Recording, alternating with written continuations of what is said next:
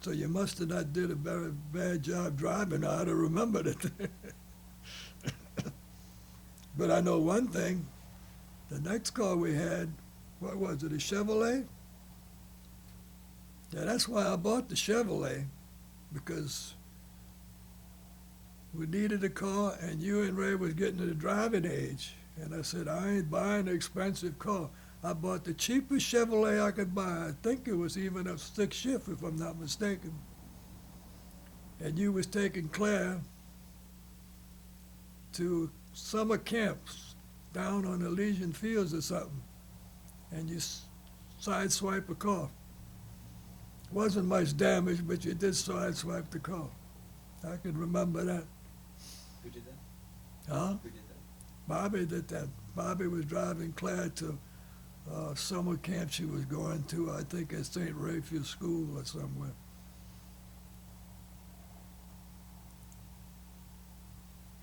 But otherwise, y'all must have been pretty good drivers, because that's the only thing I know of happening, except for Claire when she skidded on that bridge over the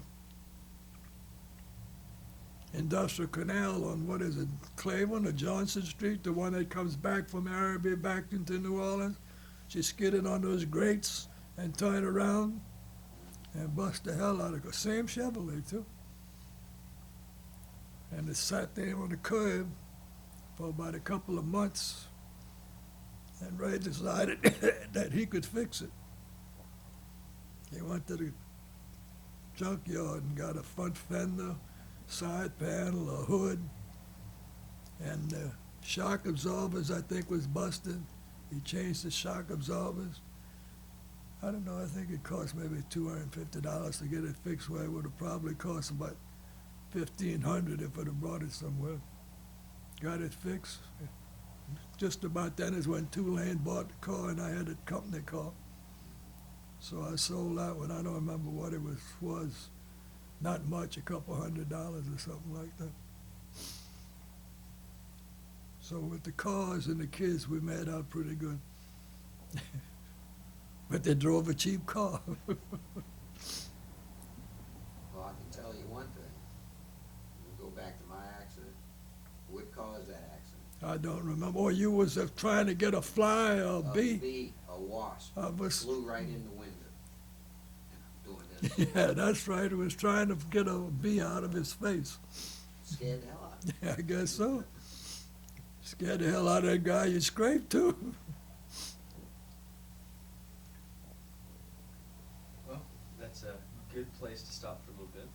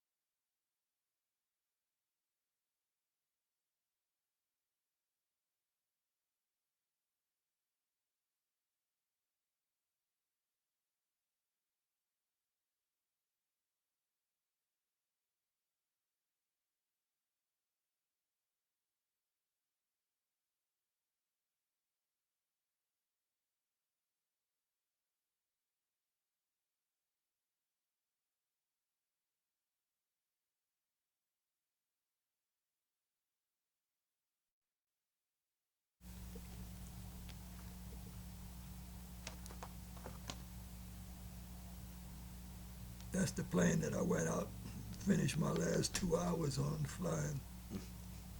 Biplane. Yeah, Is that the last time you flew? yeah. Came out the Army, I was entitled to get a commercial pilot license. For single engines, not for twin engines above. But I went to New Orleans Airport and got a commercial license, unlimited power, flying single planes. Never did fly though. not? Because they had no reason to. No, I mean, there wasn't a This market for it? this was a good, no, what single engine pilots, unlimited, what they had reason call for that? Run the mail. Run mail.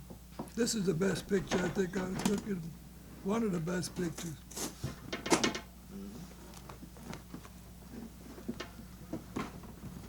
This was after the war was over right here. This is Louis Hebert that we used to go to school with.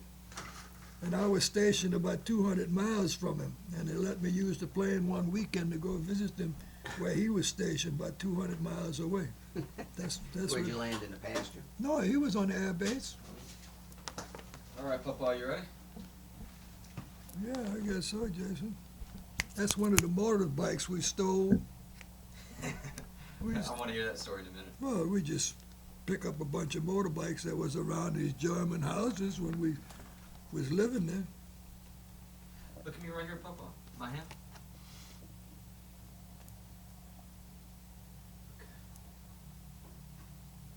Just a big shot flyer right here. See that? Hot shot. Oh man, that would be cool. Look at me right here again, Papa. My hand.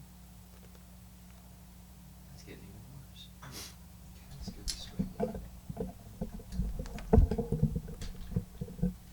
Okay. Look at my hand one more time right here.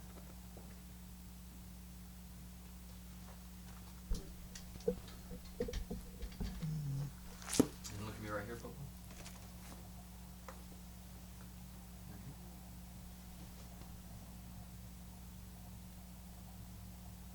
Okay.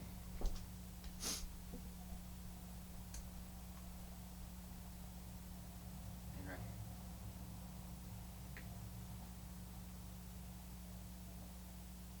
Okay. Don't turn your head past this point right here. I mean, you can if you're moving around, but when you're talking, look at me right here.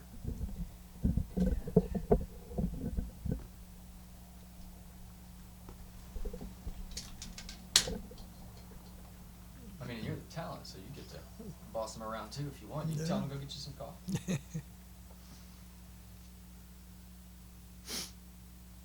All right. What we're going to talk about now. Tell me about some of your talents, or tell me about some of your talents. All of your Oh. talents. All of my talents? My talents are very few. I think as far as my job was concerned, I did a good job. I think everybody I came in contact with was very happy. When they needed other stuff done, they looked for me to help them. So doing my job, I think, was good.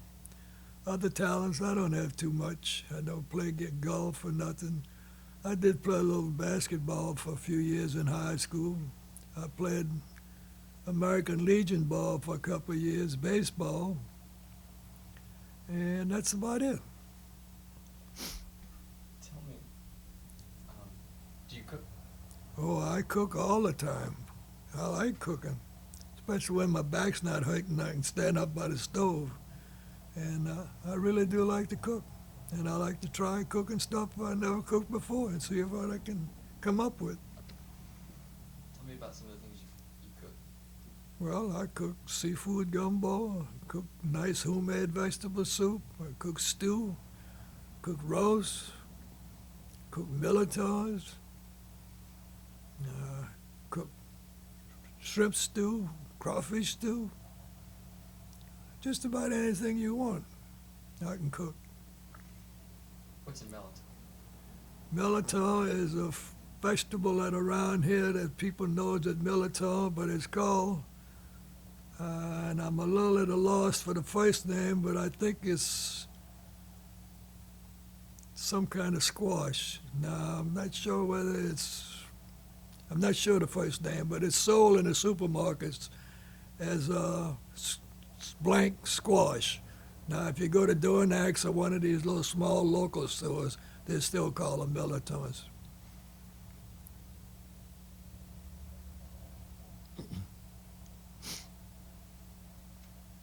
Okay. Tell me, is there anything kind of like a closing or final thought about what we did today?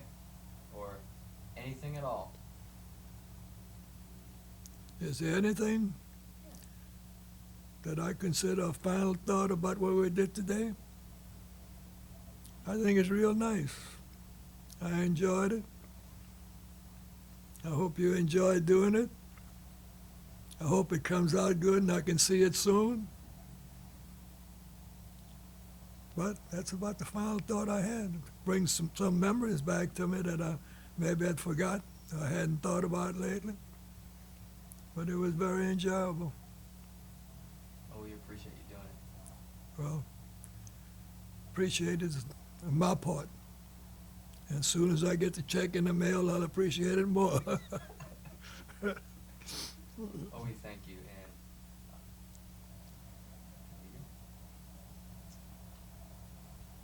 Of all the places you've lived, who was your favorite house and why, why you think it was? Of all the places I lived, I think maybe Piedmont Drive was the house I thought was the best. It wasn't a late model house, but it was a high-low, and we did a little improvements to it, and it was real good. But for some reason, your mama didn't like the neighborhood. That's the main reason we moved. And then we moved here, and actually this is probably I consider the second best, but it's real good, so I'm satisfied with it. I think we made a good move.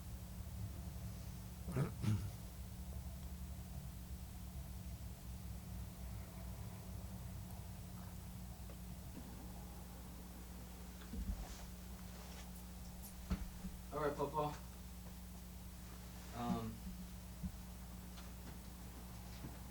What you got there?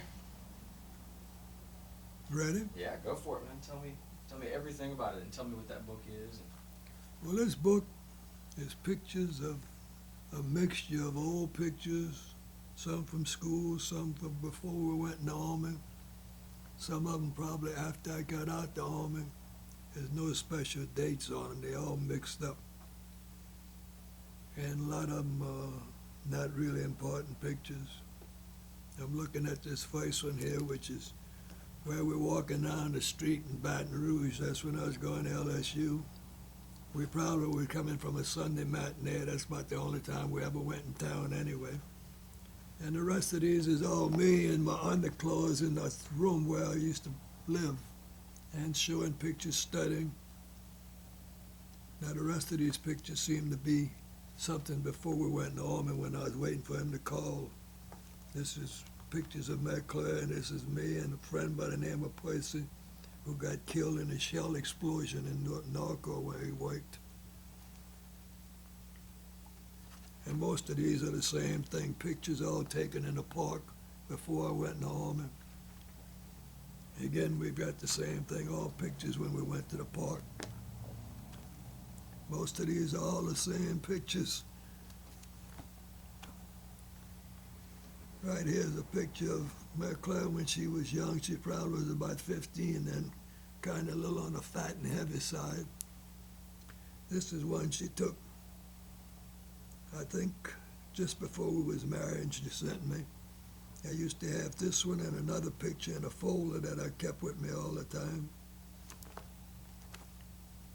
And this is another picture that was taken probably when she was about 18 years old. The rest of these are all pictures taken in the park before we went, where we used to go every Sunday. And this is Mom and Daddy standing in there in front of their house. Mama working in a flower garden. And these are pictures of where we were stationed in Stillwater, Oklahoma.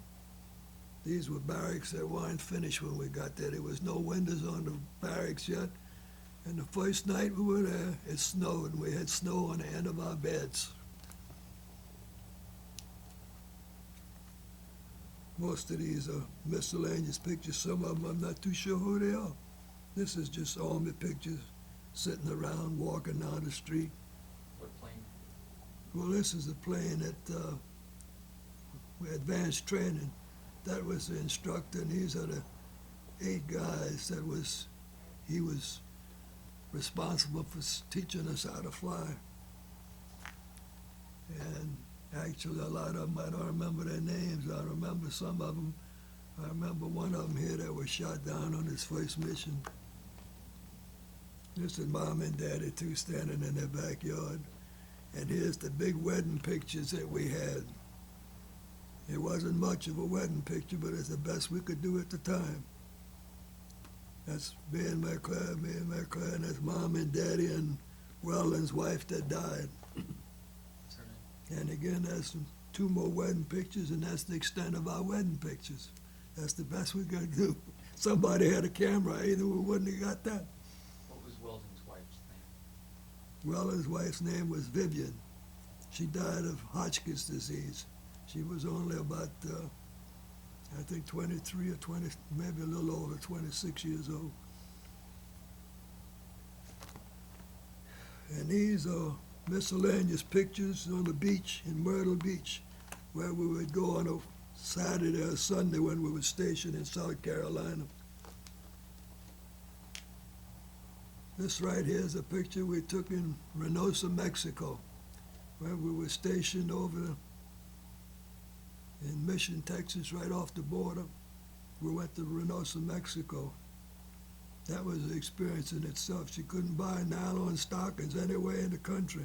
We went to Reynosa. She bought about a half a dozen nylon pair of stockings for about 50 cents a pair.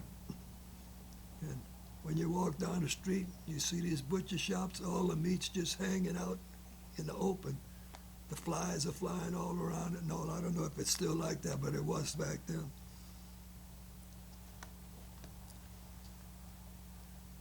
And these are pictures we took. This was when I was on my last leave before we went overseas. That's in front of Reuben Peters' house. Some of these pictures out, this guy, I don't have any idea who he is. I think this was a friend of my class from high school. And these are old Army pictures taken by an amateur photographer that was in our squad.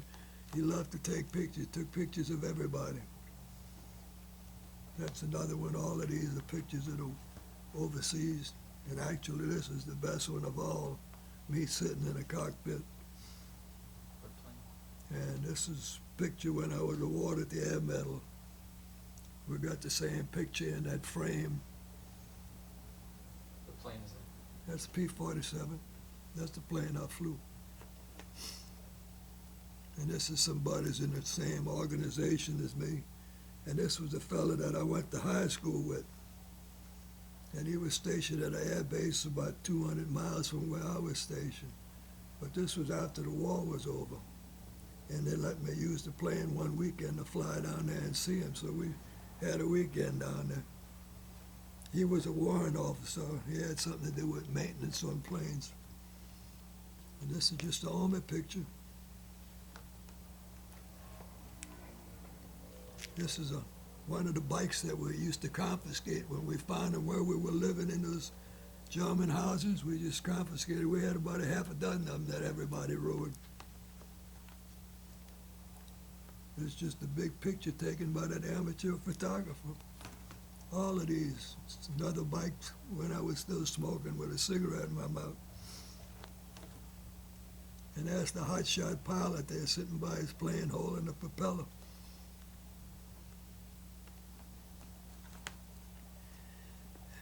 And I think these are probably after I came home that we took in the park. This was Weldon's car. He was in Panama at the time, stationed in Panama. So I was using his Ford car. That was I don't know what model, Chevrolet. And these are all pictures taken afterwards too. Evidently this must be Ray, because there's only one. It's still just one, so that must be Ray. All of these were taken after the war when we just going to the park in the evening times and weekends. And that's about it of these old pictures. Do you have any other ones? You were working on one a while back that had family in it, weren't you? I've got the wedding pictures. Wasn't there something? I mean, the 50th anniversary of Welland's two kids for 2 years when he went to Panama. She took care of them.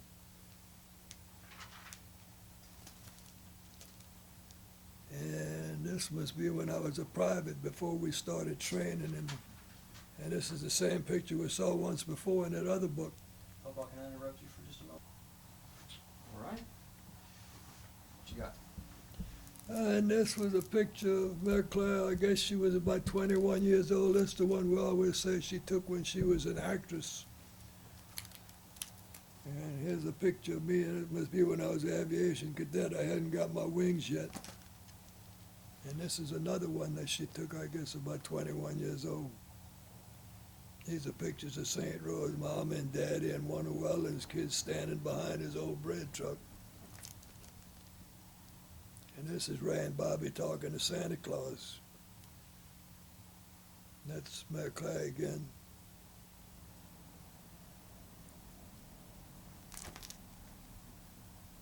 Here's the Laiche family of Bobby, Jason. I guess this was before Kelly was born, because Kelly's not shown in this picture.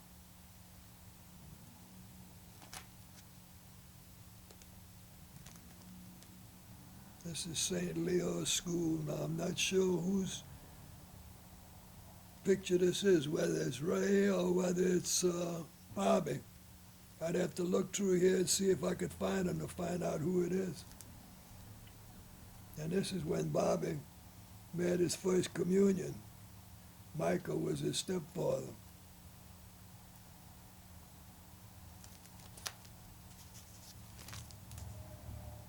There's another one from St. Leo. I'm not sure who it is. This is Ray when he graduated. And this is one of our Christmas parties when Santa Claus was here.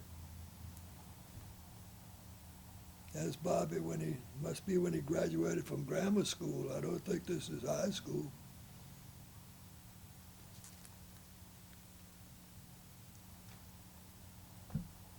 This was in Mexico too, I think, where we rode this train. I don't remember where it was. This is Bobby's friend, Michael Dwyer. He used to live by us on Gibson Drive. There's Ray and Bobby fighting. I guess Ray's trying to tell Bobby he can't do that, so he's holding him down. And that's Claire talking to Santa Claus. All of these are basically standard pictures. Now this is the party the night after we decided we was going to get married. We went to the Court of Two Sisters, me and Mary Claire and Mama and Welland's wife, because he was overseas at the time, so she was staying at home. And this is me riding on a bike again. And this picture here is a picture of an old grocery store that Mary Claire's mom and daddy used to run at one time. He used to be a streetcar conductor, and she took care of the store most of the time. And here's Bobby when he was in the Coast Guard.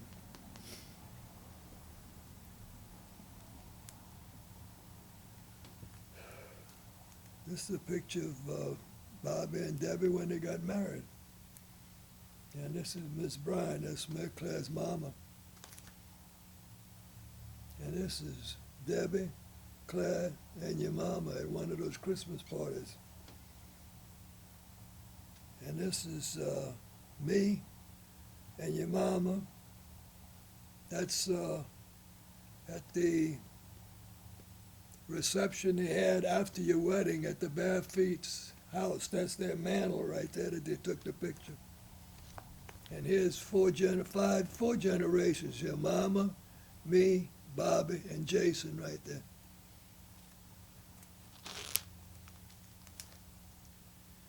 And this is a 50th anniversary picture. It's not in that book. I mean, this wasn't taken the day we had the party. This is something we took afterwards.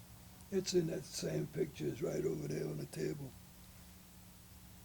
This is another one we used to say that's when she took that picture when she was a movie actress. And this one here, it was taken when they used to have that gambling boat. Before they had gambling in Biloxi, the boats used to go out in international waters. Then you could gamble for a few hours and they came back. And that picture was taken there. This is a picture of me and Weldon. We was at Ray and Mona's house one time, I think it was July the 4th. They had a party. That's the day that they lost all the silverware. They couldn't find it, got thrown away or something by mistake. Yeah, when they went to look for ever since then they used to say, when you leave, we're going to search everybody.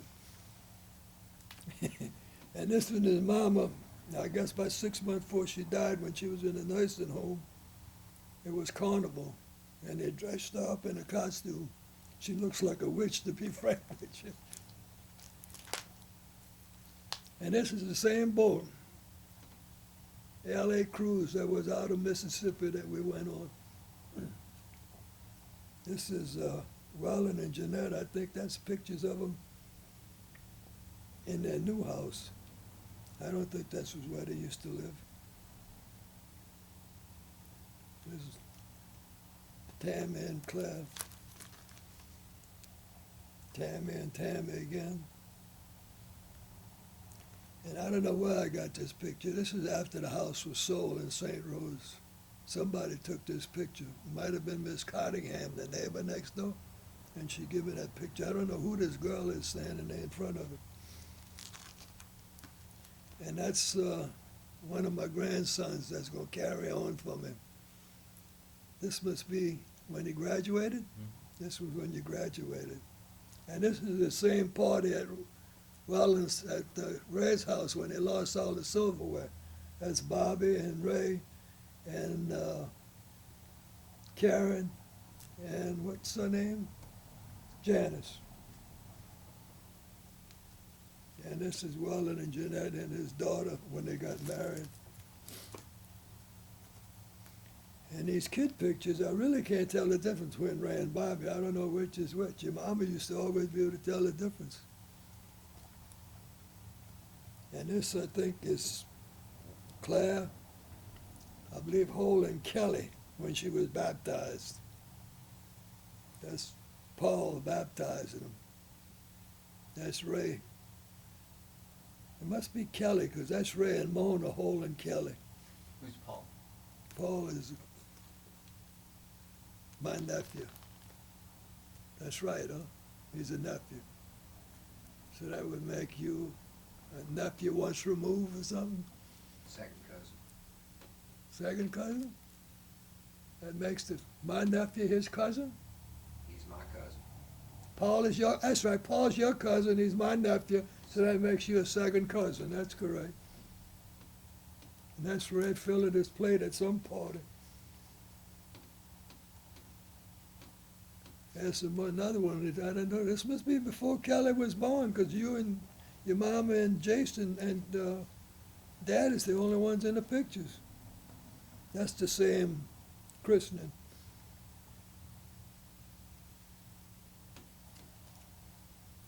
This is a home builders party that I went to, and they took pictures. When I look at that there, but one, where am I? Two of us left. All the rest of them that I know of are dead. Now this is another one of the pictures of when I was an aviation cadet. I think before I got my wings. And that must be at Myrtle Beach. No, it couldn't be at Myrtle Beach because that's Ray and Bob, and that must be a time when we went to Panama City for a weekend or something. Yeah, that's the sitting on the chairs. This is when we went to the D-Day Museum. You remember that? Mm-hmm. That's pictures from the D-Day Museum. All three of us were there. Oh, yeah, this one too was from D-Day Museum. And this is, I guess, when we went to a weekend in Panama City by ourselves after the kids were gone. And there's, I don't know whether that's Kelly or whether that's Claire talking to Santa Claus. See right here, I'm not sure whether this is Ray or Bobby. I can't tell now. I think this is Bobby. But the baby pictures, I can't tell the difference in them. Yeah, you see, that must be before Kelly's born. We got the same picture here without Kelly. And this is Ray, Mona, and Tammy. And that's Ray and Mona when they got married. That's Frank and Claire when they got married. And I guess this is Jason. And this is one of those school pictures. I'd have to look and find out, see who's in the picture to know who it is. Can you look at him? Huh? Can you look at him and see? Well, I don't know.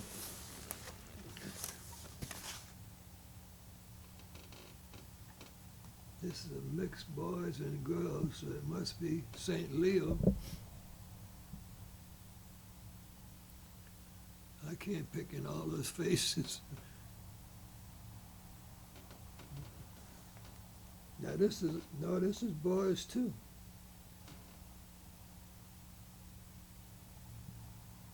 I don't know who it is.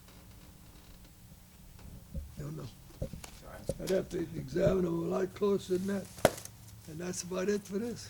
Awesome. Then Mrs. Bryan. I got my class confirmation. You know what I got? I got the little fancy white fan that they use at confirmation of those kids. Mm-hmm.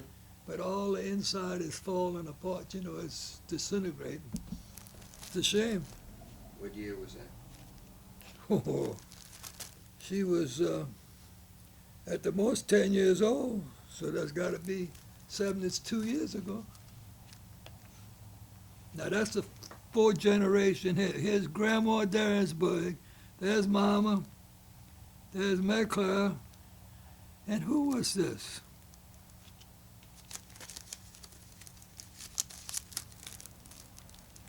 Can't make out who that was. Must be me.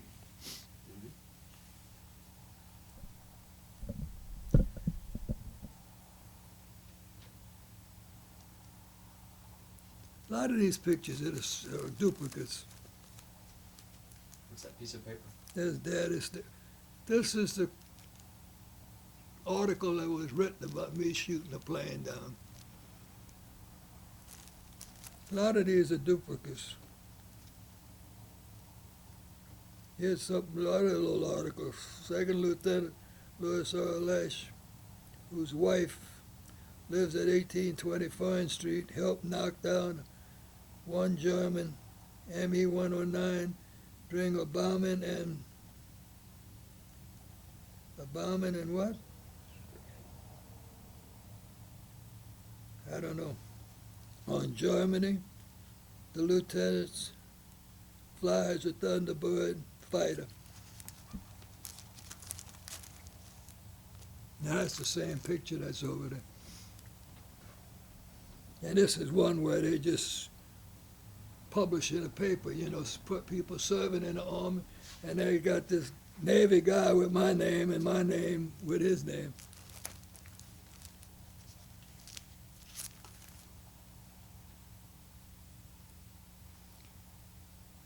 Oh, this is Smoky Mountains, when we went to the Smoky Mountains one time. Yo, this is you right here. No, this is Ray right here. You got to be in there somewhere with Janet and her mama. Or maybe that's when they walk across that bridge, and your mom and I didn't want to go across. That bridge was waving like that. And Miss Bryan and Janet.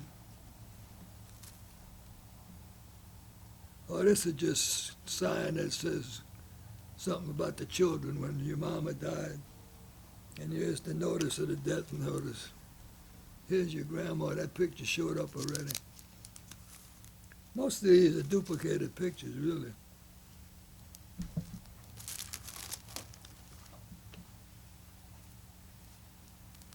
That's that Kristen again.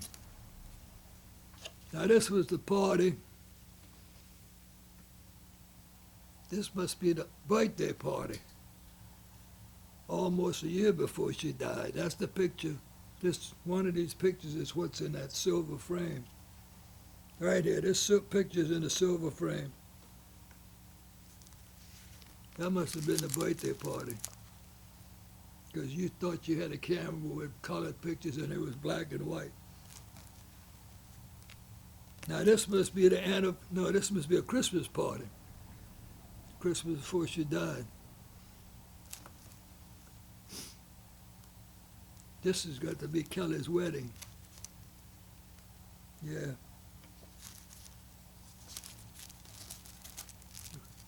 Caught Frank feeding his face.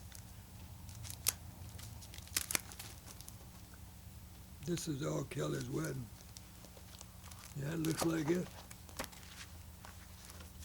Oh, this was and Jeanette and Bobby.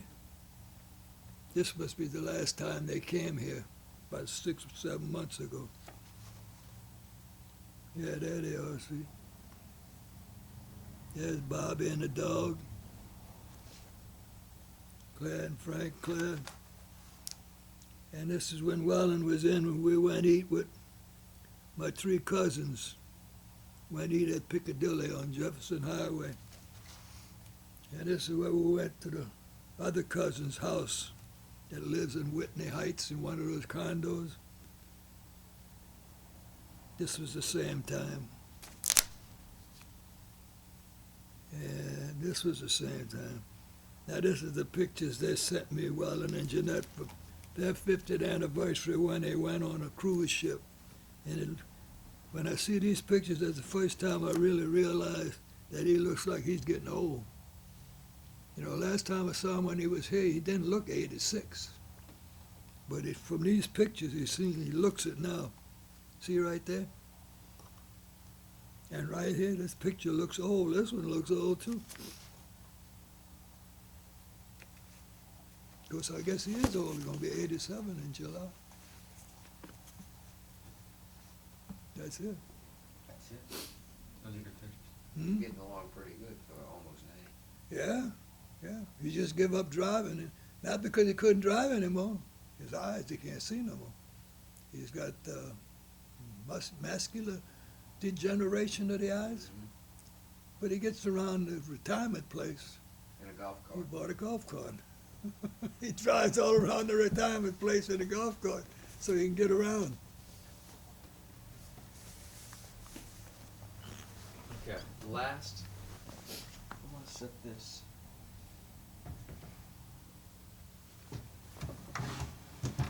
Why don't you turn back out a little bit? Yeah, there you go, like that.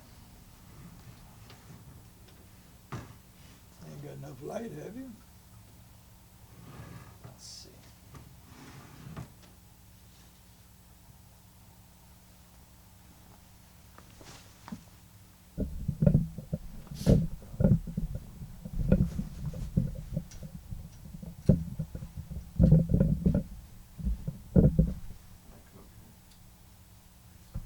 You got a shot?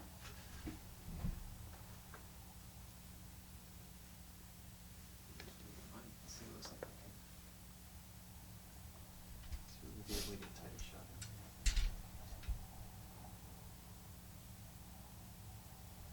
You can just lean in a little bit. Well, can I move you on the count of 3 toward me? 1, 2, 3. And I'm going to move you in a little bit. Watch your hand. Okay. His cup's in the way? Yeah. You gotta take that.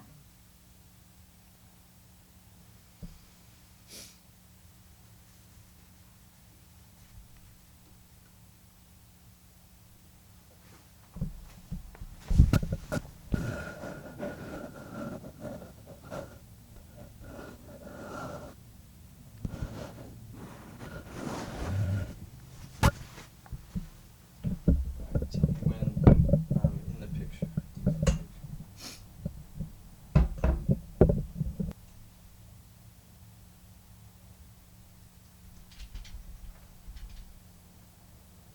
Lean over a little bit and start looking at. Okay, and you can move around, point, and do things. But tell us about some of these medals and maybe some of the stories around the medals. All right. Go ahead, whenever you're ready. You ready? Mm-hmm. Well, this is something I got last Christmas for my kids. It was a big surprise. I had no idea what was in this big package, but it really was a good present. I really cherish it. Now, right here, we're looking at a plaque that says Shepherd Field. That's where it all started. We went there for physical training. It wasn't really a basic training. It was just a physical training. And we also went there for classification. And that's where we spent about 2 months being classified as whether you were going to be a pilot or whether you were going to be a bombardier, a navigator, or whether you were going to flunk out. Then this picture down here is advanced training. This is the group of 8 that this instructor was responsible for, seeing that we learned how to fly this AT-6. And he also gave us instructions on flying when we went to transition flying in a P-40, which he didn't fly with us because it was a one-seat plane, but he gave us instructions. Over here, we just have 2 English coins I happen to bring back with me, and then a French franc, which was invasion money issued by the government that the soldiers used when we was over in France. Up here, I have the second lieutenant bars. Then I had the air medal. The air medal was for shooting a plane down. And up above it is just a boutonniere or a button that you can put on your coat. If you don't wear the air medal, it's got the stripes on it. They show that it's an air medal. And down here, we have an air medal. After you get one air medal, all you get is these additional things to go on your air medal strip. And I got 4 of those that go with the air medal. So I had 5 total. And usually they give you an air medal for flying about 5 missions, and they give you another air medal. Right here is the colonel that was in charge of our squadron, and he's the one that's given me the air medal when it was given to me.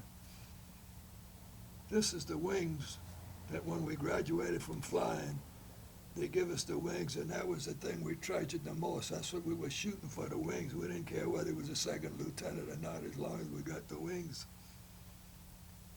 And the other stuff, like these, is what we used to decorate the collar of our uniforms with. This blue medal here with the oak leaf clusters is presidential citations for the whole unit. Now, except for one of them, which was the Battle of the Bulge, the rest of them the unit received before I got there. But you're entitled to wear whatever the unit had. Now, this one was European invasion. One of them was for England. Of course, we never did any fighting in England, but you got a star for fighting for going to England. The other one was for France invasion, which I had nothing to do with. It was before I got there. And the other one was for the German invasion, which I was entitled. Well, you're entitled to wear all 3 of them because you're a unit on them. Now, the other one, as far as I know, is a good medal, conduct medal. I'm sure that's what it must be. This is just the dog tags I wore when I was in the Army. And I had another set of dog tags with a different number that I used before we got commissioned. When we got commissioned, they give us a different dog tag. And this whistle is just something that was in our escape kit. So if you landed in water, most of the time your voice didn't carry too far, you would get hoarse howling. But this whistle, they could hear it from a long distance, and you could use it longer. It'd be easier for them to find you. And that's what this whole thing is about, and it really is something I appreciate. Is there something in there that you like the most or that means the most to you? Well, I guess the air medal means the most to me of anything. But the wings meant the most because that's what we was working for, the wings. Did you feel proud after that presentation? Well, it was done in the field and nobody made any ceremony over it. You know, there's 10 other guys receiving some sort of citation, so it didn't seem like any big deal at the time, you know. Who took the picture? Some photographer that the squadron had.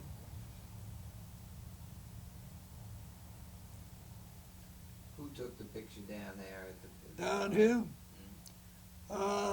I guess the Army took it. I don't really remember, Bobby. I guess they took everybody and the instructor and took a picture of them standing by the plane. Now, I don't know what happened to a lot of these guys. I know this second guy from the end was probably the guy I knew the most, because we started all the way in basic training and ended up together right there. His name was Cronin.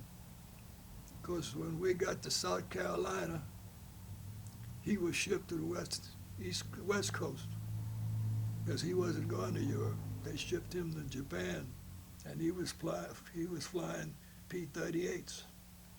And from the news we got, on the first mission he went on, he was shot down and killed. Now this other guy, his name was Love. It's amazing that he was alive, because he was flying and the squadron didn't know what happened to him, except they saw the plane go down on an angle straight into the ground, bust into flames. Everybody come back and says, he's dead. Couldn't survive that. But some French people pulled him out of the plane. And about 4 months later, we found out that he was in England in a hospital recovering from wounds. How bad he was, we never did know. Whether he survived, we never did know. But he did survive that crash, and the French people got him out of the plane. And the rest of those, I really don't know what happened to them. They, you know, after we finished that, he went different ways.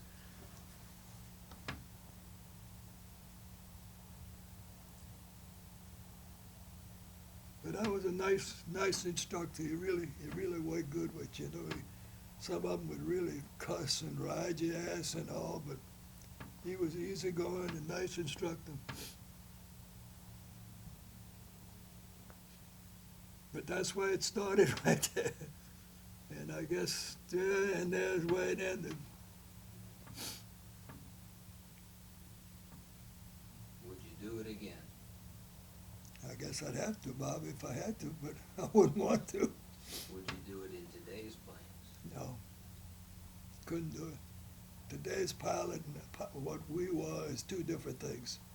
You got to be smart, got to have brains, you got to understand the mechanism and the operation of that plane, how it functions. You don't understand that, you can't fly those jets. We didn't have to do that. We had classes on engines and all that, and half of us didn't know what the hell it was talking about. If they were grading us, we'd have never passed. We didn't know that the piston went up and this did that and that did that. All we knew, you had a throttle, you had a stick, you had a gas mask, you put it on, and you had an altimeter up there to tell you how high you are, and you had a thing to give you the horizontal, vertical line, and a few little instruments like you got in an automobile.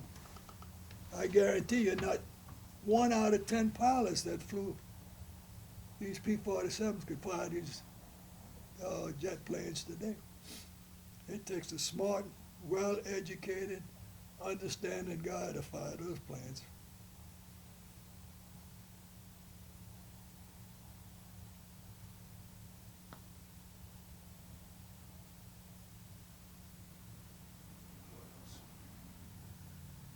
Now your uncle, Clement Claire's brother, he was shot down over Germany, but he used to fly P-51s, strictly escort work out of England, and they used to escort B-17s. We never did do escort work, and he got shot down. He bailed out, and the French family grabbed him, hid him in their basement for about 4 or 5 days, and got him lined up with the Underground Railway, and got him back to England. Took him about 2.5 months to get back to his organization. What was his name? Cleveland, Brian. And he stayed in the reserves. And he drew his first retirement check after he was in the reserves for 20 years, I think, or 25 years, whatever they required it. He got his first retirement check. That same week, he dropped dead with a massive, not stroke, they call it a massive brain something, Aneurysm. aneurysm. One check, he got one check. Just getting ready to retire.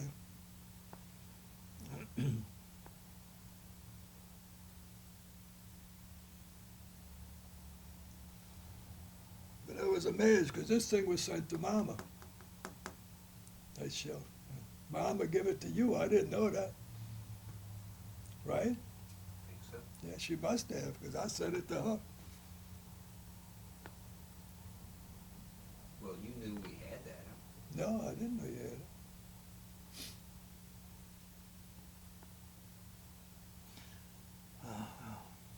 Is that right? Did you ever have to, even in training, parachute? No. You wouldn't have done it, even just if you had to. Just, in other words, it was always my belief the parachute was the last resort. And they coach you on how you should do it and give you class instructions on how you should do it and all that sort of stuff. But I figured with this plane, if you had any kind of open field, all you do is have to belly it in, leave the wheels up, and you're almost as safe as landing on that airstrip. If nothing else, you look for a damn highway and land it on the highway. But the last resort would be that parachute, I tell you that. So in other words, you would have ridden the plane I down. ought have ridden it down. I would have ridden it down. In fact, there's some people that rode them down in the trees. And the advantage you had was this big engine in front of you, where there's like the P-51 was this point nose, no protection in the front. This had this big engine. Had a couple guys coming back with the plane with the piston flying out in the air like that and still flying the plane back. So you had that big engine in front of you to protect you, and some of them went down in trees and survived. Big thing just cut a hole through the trees.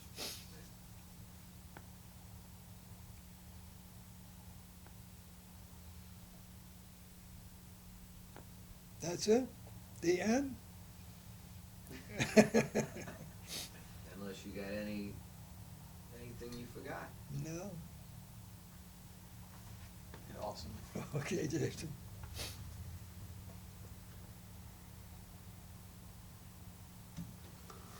Oh, no. What do you want to do now?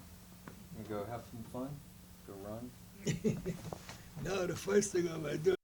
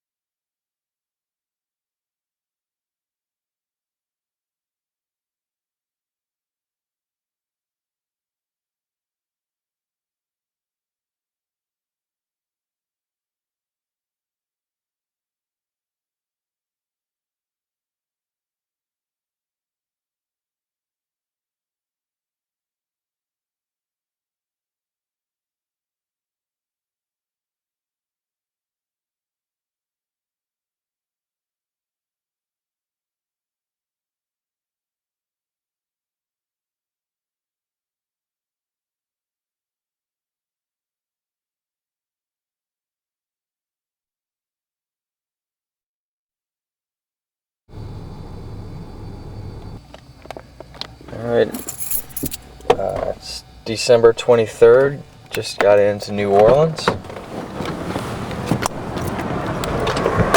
And about to do the interview with Papa tomorrow.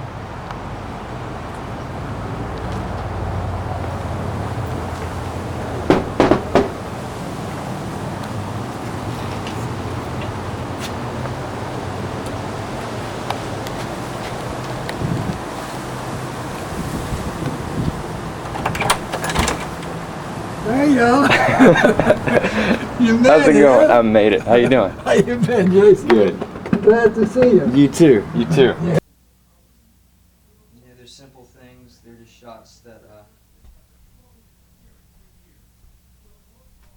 me see. So as we're recording different things, you know, we'll have some close-up shots of you.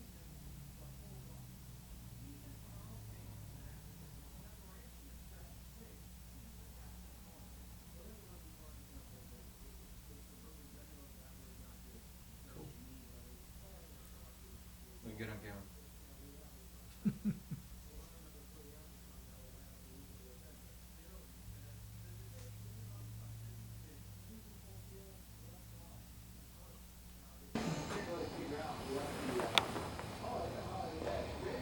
We would have these kids.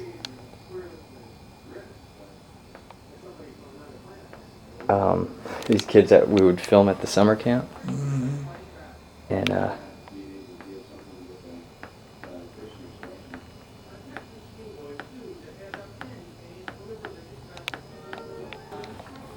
okay, go ahead and look at where I was going to be.